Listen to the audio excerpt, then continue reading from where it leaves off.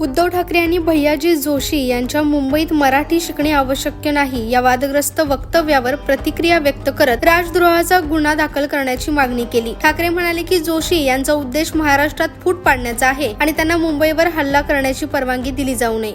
अशी काही लोक आपल्या देशात आहेत की जणू काही ब्रह्मदेवाला आम्हीच जन्म दिला आणि जगभर ब्रह्मज्ञान सांगत फिरत असतात। त्यातलेच काल अनाजी पंत, काय त्यांचं नाव, भैयाजी जोशी, आता त्यांची मातृभाषा कोणती कल्पना नाही मला, पण त्यांनी येऊन मुंबईमध्ये घाटकोपरला मुंबईमध्ये राहणाऱ्याला मराठी आलीच पाहिजे अशी काही गरज नाही असं तसं मुख्यमंत्र्यांनी जाहीर करायचं। भैयाजी काय करतात, भैयाजी जोशी हा चिल्लर माणूस आहे, मग एक तर त्यांनी तो चिल्लर म्हणून जाहीर करावा, नाहीतर या चिल्लरचा काय बंदा रुपया असतो त्याच्यावरती राजद्रोहाचा गुन्हा दाखल झाला पाहिजे।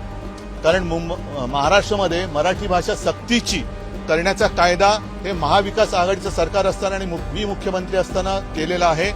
या कायद्याच्या विरोधात इकडे मराठी भाषा आली नाही तरी चालेल असं बोलण्याचं धाडस करणाऱ्यावरती एकावरती कायद्याचा जर का बडगा उगारला तर यापुढे असं कोणाची बोलण्याची हिंमत होणार नाही। आणि